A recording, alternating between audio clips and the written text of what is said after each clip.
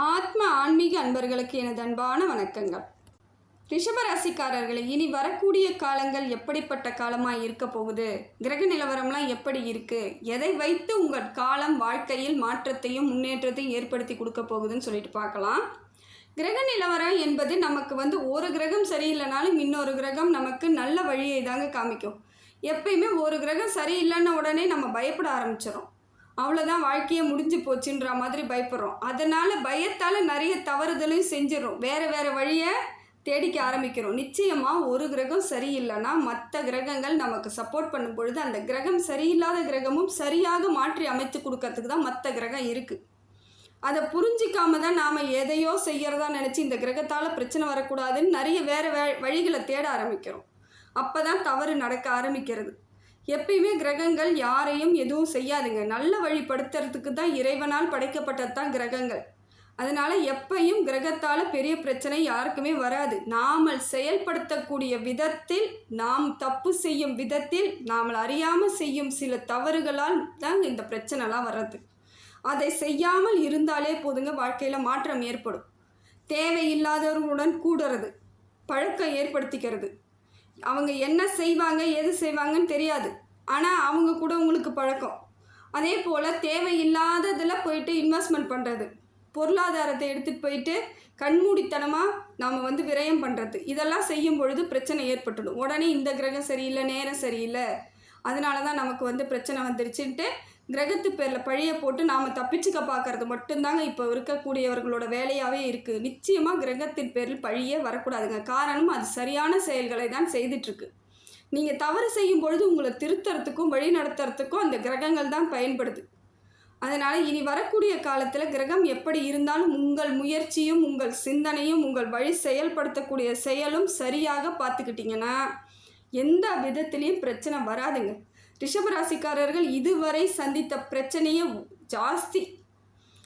எவ்வளோ பிரச்சனை, எவ்வளோ அவமானம், எவ்வளோ கஷ்டம், துக்கம், இதையெல்லாம் தாங்கிக்கிட்டே இருந்ததுனால உங்களுக்கு சின்னதாக சந்தோஷம் இது வரைக்கும் கிடைக்காத மாதிரியே நினச்சிட்ருக்கீங்க. நிச்சயமாக சிறிது காலம் சந்தோஷமாக தான் இருந்துகிட்ருக்கீங்க. இருந்தாலும் உங்களுக்கு அது நிறைவாக இல்லை. பெரிய பிரச்சனையில் இருக்கும் பொழுது சின்ன சந்தோஷன்றது உங்களால் அனுபவிக்க முடியாத ஒரு சூழ்நிலையில் இருக்கிறதுனால தான் கவலையாகவே இருப்பீங்க. எப்பையும் ஒரு கவலைக்குள்ளேயே இருக்கிறதுக்கு காரணம் நீங்கள் தான். நிச்சயமாக அப்படி கிடையாதுங்க, அப்படி கிடையவே கிடையாது. வாழ்க்கை மாற்றம் ஏற்படும். அதிலிருந்து வெளியே வாங்க. நடந்தது நடந்ததாகவே இருக்கட்டும், அதை பற்றி கவலைப்படாதீங்க. எல்லாமே ஒரு பாடமாக எடுத்துக்கலாம். வாழ்க்கையில் ஒரு பாடம் என்ன, கொடுத்த விலை தான் கொஞ்சம் ஜாஸ்தியாக இருக்குது. அதற்கான கொடுத்த விலை ஜாஸ்தி தான், பெரிய பிரச்சனை தான். பொருளாதாரம் பெரிய இழப்பு ஏற்பட்டிருக்கலாம், மான அவமானம் போயிருக்கலாம், உங்களுக்கு உரிய அங்கீகாரம் கிடைக்காம போயிருக்கலாம். இதெல்லாம் ஒரு கஷ்டமான விஷயந்தான். இருந்தாலும் இது எல்லாமே திருப்பி கிடைச்சிருங்க. எதுவுமே கிடைக்காதுன்னு கிடையாது, எல்லாமே திருப்பி கிடைச்சிரும். ஆனால் இந்த வாழ்க்கை மட்டும்தான் நமக்கு கிடைக்காத ஒன்று. அதை நமக்கு பத்திரமா கையில் வச்சுக்கோங்க. கஷ்டமாக இருந்தாலும் சரி, சந்தோஷமாக இருந்தாலும் சரி, இந்த வாழ்க்கையை நம்ம வாழ்ந்து தான் ஆகணுன்ற முடிவோடு இருக்கும் பொழுது நாம் அந்த உறுதியில் இருந்தானா நிச்சயமாக மாற்றத்தப்ப சந்தோஷமாக வாழலாம். வாழ்க்கை மட்டும்தான் நமக்கு கிடைக்காதது, மீதி எல்லாம் திருப்பி கிடைச்சிருன்ற எண்ணத்துக்கு வாங்க, நிச்சயமாக மாற்றம் ஏற்படும். ரிஷபராசிக்காரர்களுக்கு இனி வரக்கூடிய காலம் எப்படி இருக்குது, கிரக நிலவரம் எப்படி இருக்குன்னு சொல்லிட்டு பார்க்கலாம். மனுஷத்தன்மையோடு இருக்கிறவங்க யாருன்னு பார்த்தீங்கன்னா ரிஷபராசிக்காரர்கள். எப்பையும் மற்றவர்களை தன்னை போல நினைக்கிறவங்க, தன்னை போல நினைப்பாங்க. அவங்களுக்கு வலிச்சா இவங்களுக்கும் வலிக்கிற மாதிரி நினைப்பாங்க. அப்படிப்பட்ட ரிஷபராசிக்காரர்களை தான் இவங்க கூட கேரக்டர் தெரிஞ்சு தான் மற்றவங்க இவங்களை ஏமாற்றிருப்பாங்க. நிறைய தவறான வழிக்கு இட்டுட்டு போய் விட்டதும் அவங்க தான், கூட்டிகிட்டு போயிட்டு விட்டுட்ருப்பாங்க. தவறான வழிகள், தவறான செயல்கள், தவறான இன்வெஸ்ட்மெண்ட், இதில் போடு பார்த்துக்கலாம், அதில் போடு பார்த்துக்கலாம், எவ்வளோ இழப்பு, கஷ்டம். நம்பினவங்களுக்கு இவங்க நம்பியிருப்பாங்க, ஆனால் அவங்க சரியான துரோகத்தை இவங்களுக்கு தந்துட்டு போயிட்டாங்க. இருந்தாலும் இன்னமும் அதை வெளியே சொல்லவும் முடியல, இவங்களால் சொல்ல முடியாது. இவங்க பேர்லேயே பழியை போட்டுட்டு தான் இன்னைய வரைக்கும் சமாளிச்சுட்டு போயிட்டுருக்காங்க. நிறைய கெட்ட பேரை சந்திச்சிட்டாங்க. தேவையில்லாத பழக்கங்கள், தேவையில்லாத உறவுகள், இது எல்லாமே வந்திருக்கும் ரிஷபராசிக்கு. சம்பந்தமே இல்லாமல் உங்கள் பேரை நீங்களே கெடுத்துட்டு இருப்பீங்க. அந்த செயலை நீங்கள் செஞ்சே இருக்க மாட்டீங்க, சாதாரணமாக நின்று பேசி தான் இருப்பீங்க, ஆனால் தப்பாக பேசியிருப்பாங்க. அதுதான் இந்த உலகமோ, நீங்கள் அதுக்கு இடம் கொடுத்துட்டீங்க, அவ்வளோதான். ரிஷபராசிக்கு இப்போ கிரக நிலவரம் எப்படி இருக்குன்னு சொல்லிட்டு பார்த்தீங்கன்னா, சூரியன் ஓரளவுக்கு உங்களுக்கு நல்ல பலனை தர ஆரம்பிச்சிட்டாருங்க. சுமாரான பலனை தரார். அதாவது ஏற்றமும் கிடையாது, இறக்கமும் கிடையாது. உங்களை அப்படியே நடுநிலையில் கூட்டிகிட்டு போகிறதுக்கு ரெடி ஆகிட்டார் சூரிய பகவான். இதுக்கு நீங்கள் என்ன பண்ணணும்னா அதற்கு தகுந்தால் போல் நடந்துக்கிட்டே போங்க. ரொம்ப பெருசாகவும் உங்களுக்கு ஏற்றமும் கிடையாது, பயப்படவும் தேவையில்லை. கீழே விழுந்து மறுபடியும் தோல்வி அடையுமானா கிடையாது, தோல்வியும் இருக்காது. அதனால் நீங்கள் உங்கள் வேலையை தெளிவாக செஞ்சுக்கிட்டே போயிட்டே இருங்க. அதுக்கான காலம் வரும்பொழுது வெற்றியாக மாறிடும். குழப்பிக்காதீங்க, மனசை போட்டு எப்பயும் குழப்பிக்காதீங்க, தெளிவு ஏற்படுத்திக்கோங்க. பகைகள் உணர்வு வரும். ஒரு சிலர்கள் உங்ககிட்ட வந்து தேவையில்லாமல் வீணாக பேசுவாங்க, வீணாக விரோதத்தை ஏற்படுத்த முயற்சி பண்ணுவாங்க. பகை வர வாய்ப்பு இருக்குது. அதையும் நீங்கள் என்ன பண்ணுங்கள், சாமர்த்தியமாக அமைதியாக அந்த இடத்துல வந்துடணும். சண்டை போடாதீங்க, விட்டு கொடுத்து பாருங்கள். நிச்சயமாக உங்களை மற்றவங்க தப்பாக நினைக்க மாட்டாங்க. உங்களை தவறான பேராக உங்களை மாற்றி விட மாட்டாங்க. நீங்களும் ஈட்டுக்கு ஈடு சண்டை போட்டு நீயா நானா பார்த்துருவோம் அப்படின்னும் பொழுது அந்த இடத்துல உங்கள் பேர் டேமேஜ் ஆக்கி விட்டுட்டு அவங்க நல்லவங்களா போயிடுவாங்க. அதுக்கு மட்டும் இடம் கொடுக்காதீங்க. இது உங்கள் கையில் மட்டும்தாங்க இருக்குது, அதை நீங்கள் மட்டும்தான் பண்ணணும். வேறு எந்த கிரகமோ எந்த கடவுளோ காப்பாற்ற முடியாது. ஒரு சில இடத்துல நீங்களாக நின்னா மட்டும்தாங்க ஜெயிக்கலாம். அதே போல் பேசக்குள்ள என்ன பேசணுமோ அதை மட்டும் பேசினா போதும். இப்போ சூரியன் வந்து உங்களுக்கு இப்படி அப்படி இருக்கும் பொழுது தேவையில்லாத வார்த்தைகளை பேசாதீங்க, தேவையான வார்த்தையை பேசுங்க. அப்போ வந்து பிரச்சனை ஏற்படாது. என்ன பேசணுமோ அதை பேசுங்க, எதை செய்யணுமோ அதை செய்யுங்க. ஒரு விளையாட்டாவோ ஜாலியாவோ பேசுகிறேன்னு எதாவது ஒன்று சின்னதாக சொல்லப்போ அது பெரிய பிரச்சனையில் முடிஞ்சிடும். தேவை கிடையாது. சந்தோஷன்றது வாழ்க்கையில் நிரந்தரமாக தேவை. இந்த பேச்சினால சந்தோஷம், சிரிப்புனால சந்தோஷம்லாம் கிடையாது. தேவையில்லாதவங்க பார்த்து சிரிக்கிறதே விட்டுருங்க. உங்களுக்கு பிடிச்சவங்க கிட்ட மட்டும் சிரிங்க. முடிந்த வரைக்கும் உங்கள் குடும்பத்தாரிடம் மட்டும் நல்லா பேசுங்க. குடும்பத்தில் பேசவே மாட்டீங்க, வெளியே போய் பேசி தான் பிரச்சனை எவ்வளோ தூரம் வந்திருக்கு. உறவுகிட்ட மட்டும் பேசுங்க. உங்கள் கூட இருக்கிறவங்க கிட்ட மட்டும் பேசுங்க. கணவன்கிட்ட பேசுங்க, மனைவி கிட்ட பேசுங்க, தாய் தகப்பனிடம் பேசுங்க, பிள்ளைகளிடம் பேசுங்க. இன்றைக்கி என்ன பண்ண ஏது பண்ணன்னு பிள்ளைங்கிட்ட மனசு விட்டு தான் கொஞ்சம் நேரம் பேசி பாருங்களேன், கவலையே போயிடும். குழந்தைங்க இருக்க வீட்டில் எல்லாமே நமக்கு பிரச்சனையே கிடையாதுங்க. எவ்வளோ பிரச்சனை இருந்தாலும் அது இல்லாமல் போயிடும். அதனால் முடிந்த வரைக்கும் குடும்ப உறுப்பினர்களிடம் நல்லா பேசுங்க, சந்தோஷமாக சிரித்து பழகுங்க. செவ்வாய் உங்களுக்கு நல்லா இருக்காருங்க. செவ்வாயும் உங்களுக்கு நல்லா இருக்காரு, சிறப்பான அம்சம் கிடைக்குதுங்க. ரிஷபராசிக்கு இந்த மாதிரி செவ்வாய் யோகம் கிடைத்தால் பூமி யோகம் உண்டாகும். ஆனால் அதை நீங்கள் பார்த்து செயல்படுத்திக்கோங்க. இப்போ அது வேணுமா வேணாமா? ஏன்னா ஏற்கனவே கடன் அதிகமாக இருக்குது, தலைக்கு மேலே கடன் இருக்குன்னும் பொழுது புது முயற்சி பண்ணாமல் இருக்கிறது சிறப்பு. அதேமாரி வாங்கி தான் ஆகணும்னா வாங்குங்க. அது எப்படி வாங்கணும் வழிவகையை பார்த்துக்கிட்டு வாங்க. கடனை முடிஞ்ச வரைக்கும் அடைக்கிறதுக்கு முயற்சி பண்ணலாம். செவ்வாய் நல்லா இருக்கும் பொழுது கடன் அடையிறதுக்கு வாய்ப்புகள் அதிகமாக இருக்குதுங்க. செவ்வாய் சரியாக இருக்குதுன்னா தலைக்கு மேலே போன கடனை கொஞ்சம் கொஞ்சமாக அடைச்சிருவீங்க. நிச்சயமாக வெளியே வந்துடுவீங்க, மாற்றம் ஏற்படும், தைரியமாக இருப்பீங்க, கவலை இல்லாமல் இருப்பீங்க. அப்போ வந்து உங்களுக்கான காலம் உங்களை தேடி வரும், அமைதி ஏற்படும். இதை மட்டும் கொஞ்சம் கடைப்பிடிச்சிக்கிட்டா போதும். செவ்வாய் சரியாக இருக்கும் பொழுது கடன் அடைக்கிறதுக்கு முயற்சி பண்ணுங்க. இது ரொம்ப நல்ல காலம். அடுத்தது பார்த்தீங்கன்னா புதன் உங்களுக்கு நல்லா இருக்காருங்க. புதனும் உங்களுக்கு நல்ல இடத்துல இருக்காரு. சிந்தனை தெளிவு பெறும். இப்போ எப்படிலாம் கடன் அடைக்கலாம், எதெல்லாம் செய்யலாம், எதை செய்தால் நமக்கு வெற்றி கிடைக்கும்னு யோசனை பண்ணுவீங்க. பொருளாதாரம் எப்படி இருக்குன்னு யோசிப்பீங்க. ஏன்னா கையில் எவ்வளோ இருக்குன்னே உங்களுக்கு தெரியாமல் நிறைய இடத்துல தப்பு பண்ணியிருப்பீங்க. இப்போ சிந்திச்சு பாருங்கள், பொருளாதாரம் நம்ம கையில் எவ்வளோ இருக்குது, எவ்வளோ கடன் இருக்குது, இதை எப்படி சரி பண்ணலாம், எந்தெந்த வழியில் நமக்கு சரி பண்ண வந்து நமக்கு வந்து கிடைக்கும் அப்படின்னு பார்த்தீங்கன்னா இப்போ மாற்றம் ஏற்படுங்க. புதனும் உங்களுக்கு துணையாக இருக்கார், நல்லது நடக்கும். அதுக்கடுத்து பார்த்தீங்கன்னா குரு பகவான் உங்களுக்கு சிறப்பாக வராருங்க. உங்களுடைய கஷ்டத்திற்கு, பட்ட பாடுக்கு, அடைந்த துன்பத்துக்கு குரு பகவான் இப்போ உங்களுக்கு மருந்து போட வந்திருக்கார். குரு பகவானால் நிறைய மாற்றம் ஏற்படும். எல்லாம் வளர்ச்சி தான். எது எடுத்தாலும் விளங்கிடும், தொட்டது துளங்கிடும். வாழ்க்கை மாற்றம் ஏற்படும், யோகம் கிடைக்கும். சிரிப்பே இல்லாமல் இருந்த உங்கள் முகத்தில் சின்னதாக ஒரு புன்னகை தெரியும். மன அமைதி கிடைக்கும். நிம்மதி பெருமூச்சு விடுவீங்க.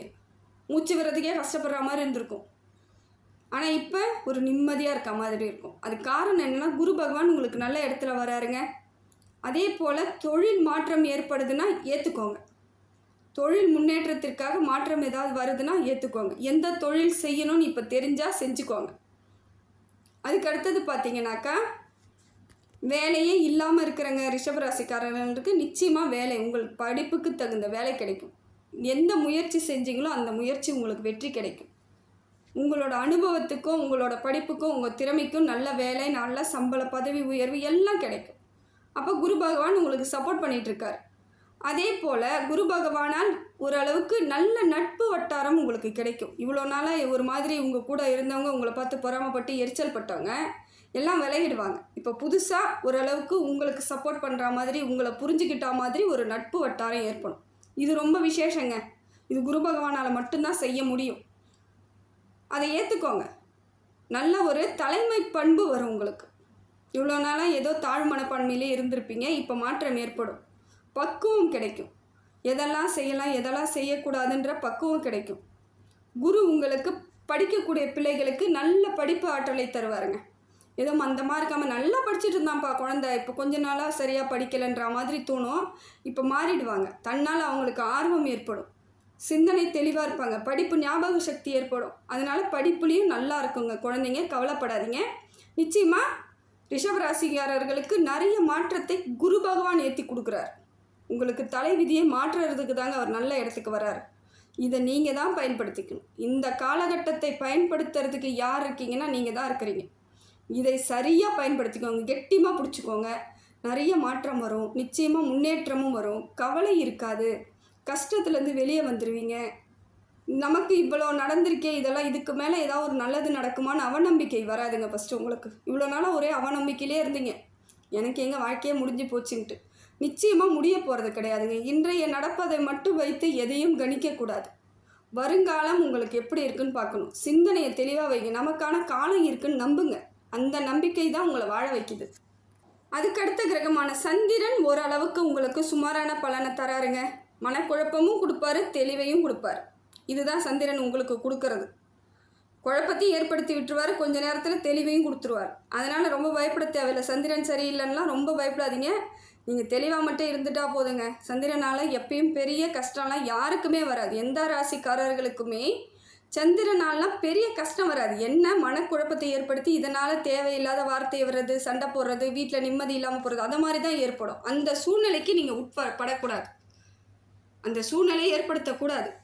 அதே போல் சந்திராஷ்டமத்தின் அன்னைக்கு ஜாக்கிரதையாக இருந்தால் போதும். ரிஷபராசிக்காரர்கள் சந்திராஷ்டமத்தின் அன்னைக்கு ரொம்ப ஜாக்கிரதையாக இருங்க. பேசாதீங்க. அதிகமாக சண்டை அது மாதிரி பிரச்சனைகள் வருதுன்னா கொஞ்சம் அன்னைக்கு ஒதுங்கி நில்லுங்க. ஏன்னா அன்னைக்கு அதெல்லாம் தன்னால் வரும். நாம் ஒன்றும் தேடி போக தேவையில்லை, அதுவே தேடி வரும்.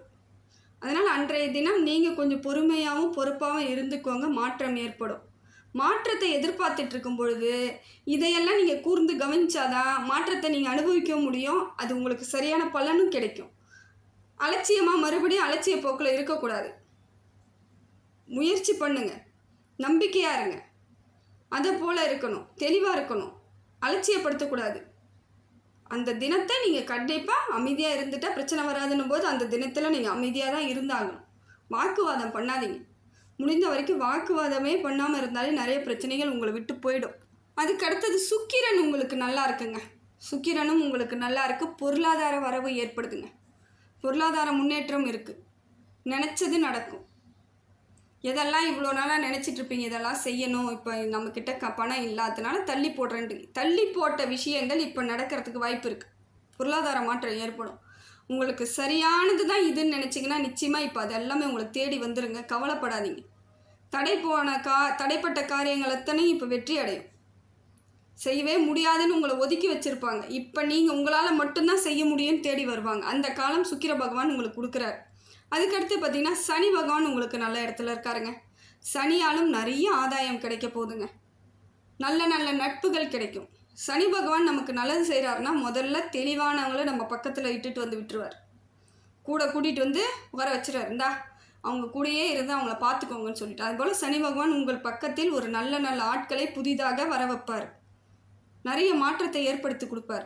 உடல் தேக ஆரோக்கியத்தை சிறப்பாக பண்ணி கொடுப்பார். இவ்வளோ நாள் ஏதோ ஒரு பிரச்சனை இருந்துகிட்டே இருக்கும். முதுகு வலிக்கும், உடம்பு வலிக்கும், வயிறு வலிக்கும்ன்ட்டு இருக்கும். இப்போ பாருங்களேன், அது எதுவுமே இல்லாமல் உடம்பு அப்படியே காத்தாடி போல் இருக்கும். வெயிட்டே இல்லாமல் நல்லா ரிலாக்ஸாக சுறுசுறுப்பாக இருப்பீங்க. இது காரணம் சனி பகவான் நல்ல இடத்துல இருக்கிறது. ஆரோக்கியம் ஏற்படும். ஆயுள் ஏற்படும். ஆயுள் தீர்க்கம் உண்டாகும். வாழ்க்கையில் இனி உங்களுக்கு ஆயுள் அதிகமாக ஆகும். வாழ்க்கையில் இனிமேல் பயப்பட தேவையில்லை. எனக்கு உடம்பு சரியில்லை, எனக்கு எதாவது ஆகிடுமோ போயிடுமோலாம் ஒன்றும் ஆகாதுங்க. எல்லாமே சரியாயிடும். உங்களுக்கு தீர்க்க ஆயுசாக இருப்பீங்க. கவலையே படாதீங்க. ராகு கேது உங்களுக்கு கொஞ்சம் சரியில்லாமல் இருக்குதுங்க. இதுவும் பெரிய பிரச்சனை கிடையாது. இருந்தாலும் நீங்கள் கொஞ்சம் அதை எப்படி பார்த்துக்கணும்னு பார்த்தீங்கன்னா சரியாக போயிடும். இதால் பெரிய பிரச்சனை ஏற்படாது. இருந்தாலும் மன உளைச்சலுக்கு கொஞ்சம் ஆட்படுவீங்க. அதை தவிர்க்கணுன்னா என்ன பண்ணுங்கன்னா, தேவையில்லாமல் பேசுகிறத நிறுத்திக்கோங்க. கேதுவால் அதான் வரும். தேவையில்லாமல் பகைகள் ஏற்படும். நீங்கள் சாதாரணமாக ஒன்று சொல்லிவிட்டு வீட்டுக்கு வருவீங்க, அதுங்காட்டி 10 பேரை கூப்பிட்டு வந்து வீட்டில் நிற்பாங்க. நீ எப்படி அப்படி சொல்லலான்ட்டு அதை போலலாம் மாறும். நீங்கள் நினச்சா பார்க்க மாட்டீங்க, இப்படி இல்லாமல் நம்மக்கிட்ட சண்டைக்கு வருவாங்கன்ட்டு. அப்படி ஒரு பகைமை உணர்வு வர்றதுக்கு வாய்ப்புகள் அதிகமாக இருக்குது. முடிந்த வரைக்கும் எல்லாத்தையும் அரவணைச்சு போகிறதுக்கு பாருங்கள். இதை மாதிரி காலகட்டத்தில் அவங்க சொல்கிறாங்களா, ஓகே அப்படின்னு சொல்லிவிடுங்க. சமாதானமாக போங்க, சமாதானப்படுத்திக்கோங்க.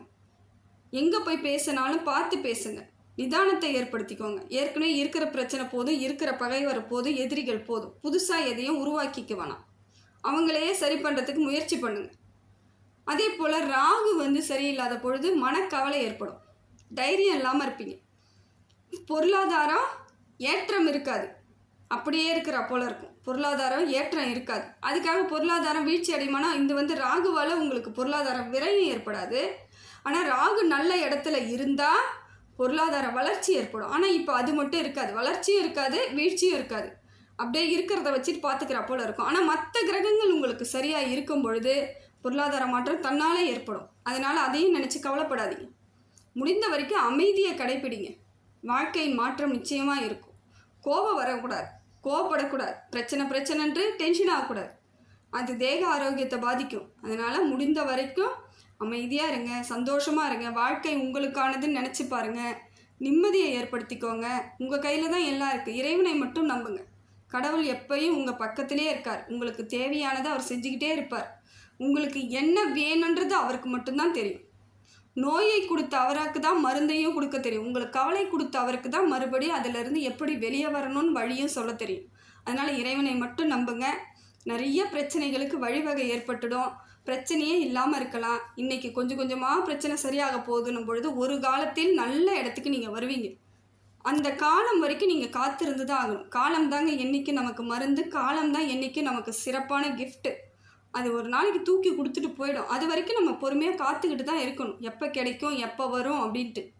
அது வரைக்கும் பொறுமை, நிதானம், அமைதி, சிந்தனை தெளிவு, பேச்சில் ஒரு தெளிவான பேச்சு, யார் மனசையும் கஷ்டப்படுத்தாமல் இருக்கிறது, இது எல்லாம் பார்த்துக்கிட்டே வாங்க. எளிய வாழ்க்கையாக வாழுங்க, எளிமையாக இருங்க. நிச்சயமாக மாற்றம் உங்களுக்கானதாக இருக்குதுங்க.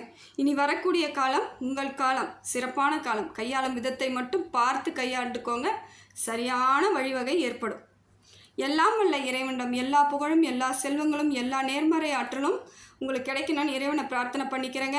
ஆத்மா ஆன்மீக சேனலுக்கு சப்ஸ்கிரைப் பண்ணாதவங்க சப்ஸ்கிரைப் பண்ணிக்கோங்க. நன்றி, வணக்கம்.